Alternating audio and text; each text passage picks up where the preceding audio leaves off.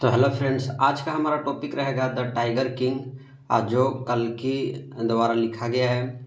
तो कल्कि रामास्वामी अय्यर कृष्णमूर्ति का जन्म जो हुआ था वो 9 सितंबर 1899 को हुआ था और इनकी मृत्यु जो है 5 सितंबर 1954 को हुआ था। कि वह एक तमिल ऑथर थे, है ना, जर्नलिस्ट थे, पोएट थे, क्रिटिक्स थे और यहाँ तक कि स्वतंत्रता आंदोलन के कार्यकर्ता भी थे। दोस्तों, इनको जाना जाता है better known by his pen name कल्कि। ठीक है।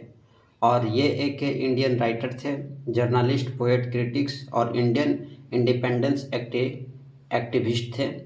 दोस्तों, कृष्णा मूर्ति राइटिंग्स की अगर मैं बात करूं तो इन्होंने जो है 200 शॉर्ट जो है इन्होंने शॉर्ट स्टोरी को लिखा है, 10 इन्होंने नोवेला है और 5 नॉवेल्स है और 3 हिस्टोरिकल रोमांसेस हैं। तो इन्होंने इतनी सारी जो है अपने ज़िंदगी में लिखे हैं। तो इस कहानी के बारे में मैं बता दूं, द टाइगर किंग। तो द टाइगर किंग एक क्रूर राजा की कहानी है, जिसने राज्य के बाघों को मारने के लिए अपने राज्य की जनता और कार्यों की अनदेखी करता है।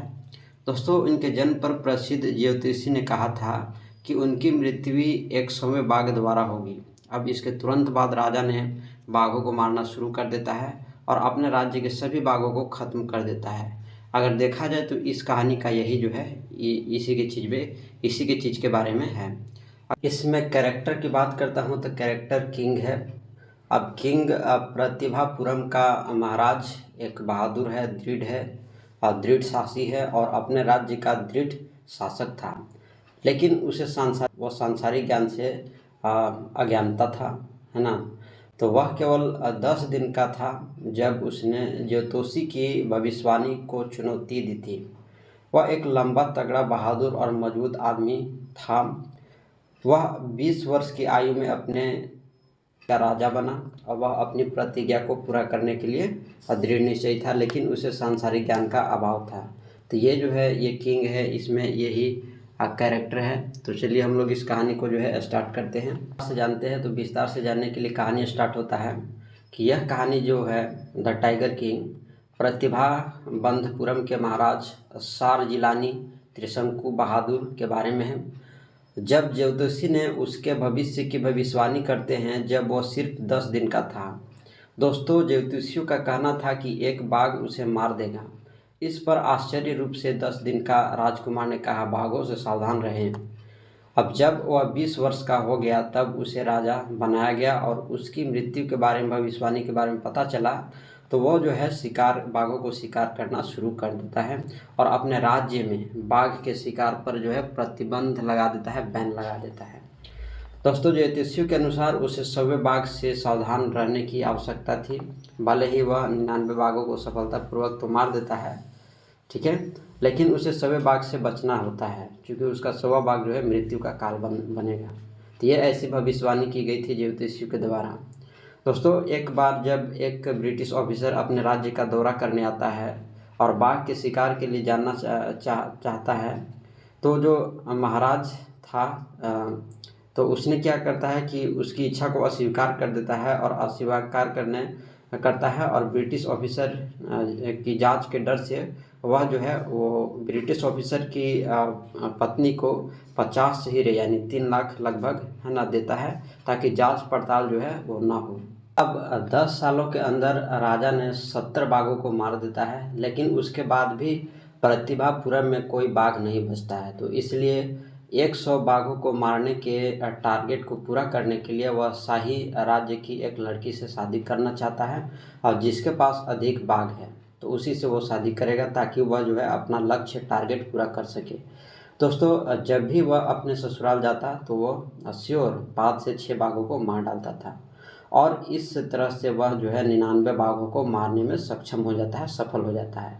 लेकिन वह 100वें बाघ से उसका जो 100वां बाघ है वो नहीं मिल पाता है, मतलब एक और जो है नहीं मिल पाता है, पूरे राज्य में पूरा ख़त्म हो जाता है बाघ, है ना।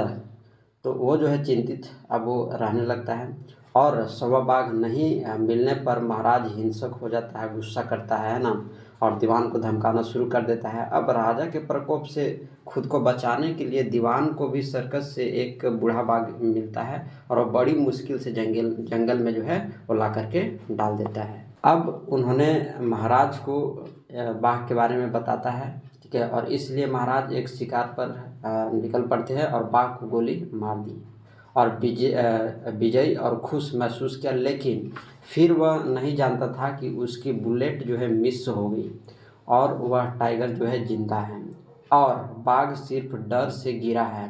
अब किसी के पास हिम्मत नहीं है कि कोई राजा को सच्चाई बताए।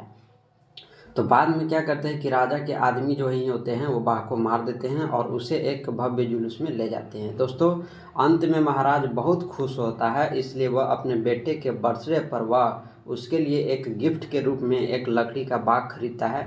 अब बाघ खरीदता है दोस्तों, बाघ के खुरदरे किनारे थे और उसके साथ खेलते समय उसके हाथ में जो है एक लकड़ी का टुकड़ा जो है गड़ जाता है, पर राजा उसे जो है हाथ से निकाल करके फेंक देता है और अपने पुत्र के साथ खेलने में मग्न रहता है।